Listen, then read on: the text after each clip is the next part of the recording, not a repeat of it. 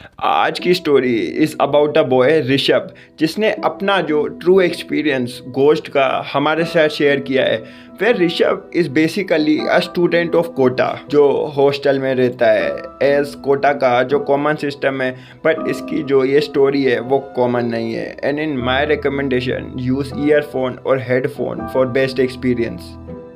मेरा नाम ऋषभ है। मैं झालावाड़ राजस्थान में रहता हूँ। ऐसे अगर मेरा फैमिली बैकग्राउंड जो कि आगे की स्टोरी के लिए ज़रूरी होगा ताकि आप स्टोरी से कनेक्शन बना पाएँ, तो मैं एक लोअर मिडिल क्लास फैमिली से हूँ। एंड मेरे फादर एक किराने की दुकान चलाते हैं और तभी मेरे पापा मुझे पढ़ाने के लिए किसी भी हद को पार करने के लिए तैयार थे। ऐसा हुआ भी। मेरे पापा ने लोन लेकर मुझे एलएन भेजा आईआईटी की प्रिपरेशन करने के लिए। कोटा में मेरी जैसे ही डिट्टो स्टोरी वाले मुझे कई बच्चे मिले। मैं अपना कोटा का ही हॉरर एक्सपीरियंस शेयर करना चाहूँगा जो अभी मेरे हॉरर स्टोरी को लिखते हुए भी रोंगटे खड़े कर रहा है। तो सबसे पहले, मैं एक ऐसा लड़का नहीं हूँ जो कहता है कि मैं भूतों पर विश्वास नहीं करता, पर इसके अलावा मुझे लगता है कि पॉजिटिव एनर्जी जिसे लोग भगवान कहते हैं के साथ बैलेंस बनाने के लिए किसी टाइप की नेगेटिव एनर्जी भी एग्जिस्ट करती है। तो जिस प्लेस पर ये हुआ वो कोटा था, जहाँ मैं आईआईटी कोचिंग के लिए वहाँ रह रहा था। बाहर से आने वाले स्टूडेंट्स जो कोटा में रह रहे हैं वो भी इस बात से रिलेट कर पाएंगे कि मेस का खाना कितना ही ख़राब होता है और हर कोई सिर्फ इसीलिए ही खाता है क्योंकि उसे सरवाइव करने के लिए खाना पड़ता है। मैंने भी ऐसा ही एक्सपीरियंस किया और इसी टॉपिक के कारण मैं अक्सर मेस वालों के साथ तीखी बहस करता था। लेकिन एक रात मामला कुछ ज़्यादा ही गर्म हो गया और मेरे कुछ हॉस्टल मेट्स ने मकान मालिक से कंप्लेन की कि मेस वालों को हटाना होगा। मेस वालों का स्टाफ पहले तो बहुत ही एरोगेंट घमंडी था, लेकिन धीरे धीरे जब उन्हें एहसास हुआ कि वो हार रहे हैं तो उन्होंने दया की भीख मांगना शुरू कर दी और इनोसेंट सा बिहेव करना शुरू कर दिया। मुझे नहीं पता कि उस दिन मुझे क्या हुआ था, क्योंकि उन पर मुझे बिल्कुल भी दया नहीं आ रही थी और मैं बस उन्हें हटाना चाहता था। फाइनली मेजॉरिटी जीत गई और मेस वालों को रात को 8:30 बजे तक हॉस्टल से सचमुच बाहर निकाल दिया। रात 9 बजे तक हम पिज़्ज़ा के मज़े ले रहे थे जिसे हमने डोमिनोज से ऑर्डर किया था। सब कुछ अच्छे से खुशी से चल रहा था, लेकिन फिर कुछ अजीब सी चीज़ें होने लगी। मैं अपने कमरे में सो रहा था और टाइम लगभग 12:30 बज रहे थे जब मैंने ज़ोर से दरवाजे पर धमाके की आवाज़ सुनी। तो मैंने लापरवाही से दरवाज़ा खोला। मुझे लगा कि वहाँ कोई हॉस्टल मेट खड़ा होगा, लेकिन कोई नहीं था। मुझे लगा कि मेरे दोस्त मेरे साथ कोई प्रैंक कर रहे हैं, तो मैंने दरवाज़ा बंद किया और सो गया। 10 मिनट के बाद मेरे दरवाजे पर एक और ठक ठक की आवाज़ सुनी, लेकिन इस बार मैंने उस आदमी को पकड़ने के लिए लाइट की स्पीड से दरवाज़ा खोला, लेकिन फिर से कोई नहीं था। लेकिन मैं अभी भी ये उम्मीद कर रहा था कि ये सब सिर्फ एक प्रैंक है। मैंने दरवाज़ा बंद कर दिया और मैंने अपना बेड दरवाजे के पास लगा दिया। जैसे ही मैं बिस्तर पे लेटा, फिर से ठक ठक हुई और इस बार मैंने दरवाज़ा खोला और उस आदमी को पकड़ने के लिए बाहर भागा, लेकिन वहाँ कोई नहीं था। लिटरली एक भी बंदा नहीं था। यहाँ तक कि सभी रूम की लाइट्स भी बंद थी। मैंने ये देखने के लिए सभी फ्लोर्स की जांच की, क्या कोई जाग रहा है, लेकिन रियल में वहाँ कोई नहीं था। मैं इस पॉइंट तक बहुत डर गया था और मैं जितनी स्पीड से भाग सकता था अपने कमरे में चला गया। मैं अपने कमरे में पहुंचा और दरवाज़ा बंद कर दिया और सोने की कोशिश की, लेकिन मुझे ऐसा लग रहा था जैसे मुझे कोई देख रहा है। मैं सो नहीं पा रहा था और धीरे धीरे चीज़ें और डरावनी होने लगी। जैसे ही मैं पलंग की दूसरी ओर मुड़ा, मैंने देखा कि अलमारी के ऊपर एक बहुत मोटा आदमी बैठा है। डर के मारे मैंने अपनी आंखें रब करी, लेकिन वो अभी भी वहीं था। लाइट बंद थी, इसीलिए शेडो क्लियर नहीं थी, लेकिन ये मुझे डरा रही थी। मुझ में लाइट बोर्ड तक पहुंचने की भी ताकत नहीं थी। इसीलिए जैसा कि सभी इंडियंस करते हैं, मैंने हनुमान चालीसा का जाप करना शुरू किया। और उन जाप के बीच मुझे नहीं पता कि मैं रात को कब सो गया। अगले दिन मकान मालिक के घर में कुछ तेज आवाज़ों से मेरी नींद खुली, तो मैं ये देखने के लिए गया कि वो शोर किस बारे में था। और फिर मैं शॉक हो गया था। एक महिला जोर जोर से चिल्ला रही थी और बार बार एक ही बात दोहरा रही थी। मेरा पति गरीब था, उन पर बहुत कर्जा था, वो पहले ही बहुत प्रेशर में थे। आपने उनको मेस की जॉब से क्यों हटाया? ये हमारी अर्निंग का एकमात्र सोर्स था। कल रात को मेरे पति ने आत्महत्या कर ली, और वो भी सिर्फ आप लोगों के चक्कर में। तभी वहाँ आसपास के लोग पूछने लगे, आत्महत्या कब, कैसे?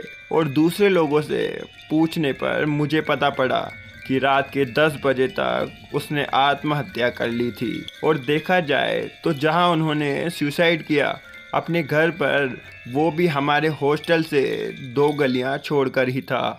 मुझे याद है कि वो दिखने में बहुत ही मोटे और स्वभाव में बहुत ही बातूनी थे, पर उनकी स्माइल बिल्कुल एक डेविल जैसी हुआ करती थी।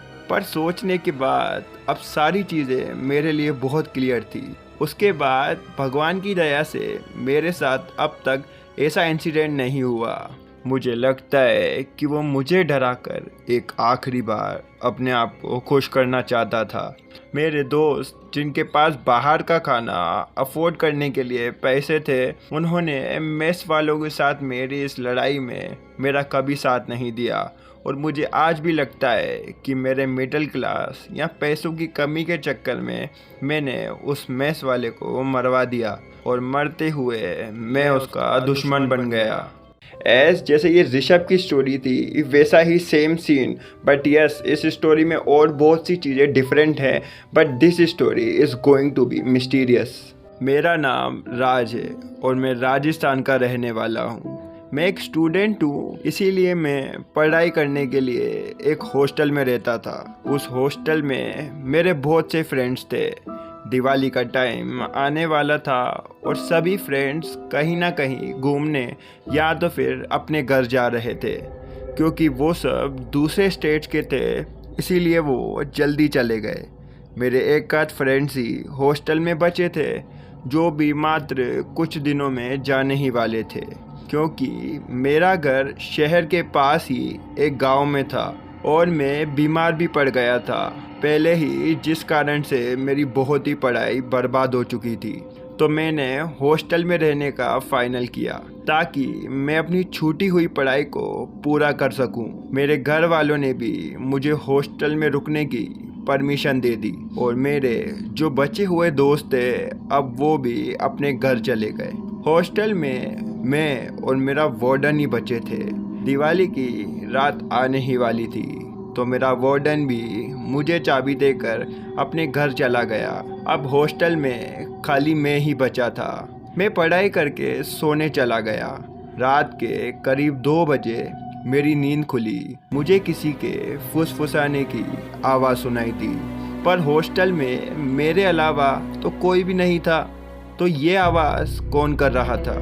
मैं बहुत डर गया था कि एक तो पूरे सुनसान हॉस्टल में मेरे अलावा कोई भी नहीं है, और ऊपर से आती हुई ये आवाज़ मेरे शरीर में कपकपी सी उठ गई और मैं कांपने लगा। और उस वक्त मेरा चुप रहना ही सही था, क्योंकि बाहर कौन है ये मैं नहीं जानता था। मैंने रजाई अपने मुंह तक ओढ़ ली और सोने की कोशिश करने लगा। तभी मेरे दरवाजे पर हल्की सी खटखट की आवाज़ आई। डर के मारे मेरे पसीने छूट रहे थे। आवाज़ थोड़ी देर तक हुई, फिर वापस सन्नाटा हो गया और पूरे हॉस्टल में एक शांति सी हो गई। पर उस समय मुझसे पूछो कि डर क्या होता है, क्योंकि रात अभी बाकी थी। मैं खुद को मन ही मन ये बोल रहा था कि और रुको, यहाँ घर चले जाते तो क्या बिगड़ जाता। पर नहीं, साहब को तो पढ़ना है, बड़े आइंस्टाइन बनेंगे, अब भुगतो। अब यही सोच ही रहा था कि माहौल में फिर से वही डर सा छा गया। मेरे कमरे के बाहर किसी के चलने की आवाज़ आ रही थी। थोड़ी देर बाद आवाज़ बंद हो गई कि तभी दरवाजे को ज़ोर से किसी ने ठोका। थोड़ी देर बाद उसने मेरा नाम पुकारा, तू राज ही है ना? बस ये सब काफ़ी था एक हार्ट अटैक के लिए, क्योंकि उसे मेरा नाम कैसे पता चला। वो मुझे बोला, बाहर तो आओ, दरवाज़ा तो खोलो, अंदर नहीं बुलाओगे। वह आवाज़ किसी इंसान की तो 100% नहीं हो सकती थी। वो बहुत ही डरावनी आवाज़ थी। मैंने दरवाज़ा नहीं खोला। अब वो चिल्लाकर बोला, दरवाज़ा खोल, नहीं तो राज, दरवाज़ा खोल। वो अब बहुत ही गुस्से में था। मैं मन ही मन हनुमान चालीसा पढ़ने लगा। मैं रात भर नहीं सोया, हनुमान चालीसा का पाठ करता रहा। दरवाजे पर खुरचने की आवाज़ें आई। जैसे तैसे करके मैंने रात काट ली और सुबह तक मैं हनुमान चालीसा का पाठ करता रहा। मैं हिम्मत करके बाहर निकला, पर वहाँ कोई नहीं था। पर यह मेरा वहम बिल्कुल भी नहीं हो सकता था, क्योंकि दरवाजे पर नाखूनों के निशान थे। मैं बस यही सोच रहा था कि अगर मैं बाहर चला जाता तो मेरे साथ क्या होता। मैंने अपने वार्डन को फ़ोन किया। कुछ समय बाद वार्डन हॉस्टल में आया। मैंने उसे चाबी दी और कहा, मैं अपने घर जा रहा हूँ। मैंने उसे अपना सारा रात का किस्सा सुनाया, पर वो चुप था। उसके चेहरे को देखकर ये साफ लग रहा था कि वो कुछ तो जानता है। मैंने उसे वो निशान भी दिखाए, पर वो निशान जैसे कभी वहाँ थे ही नहीं। मैं आज तक उस भयानक रात को नहीं भूला। मैंने उस हॉस्टल को परमानेंटली छोड़ दिया। शायद मैं बच पाया क्योंकि मेरे साथ हनुमान जी थे। वो कौन था, कहाँ से आया, मैं नहीं जानता, पर मैं इतना ज़रूर जानता हूँ कि वो जो भी था वो मेरा वहम नहीं था और ना ही वो इंसान था।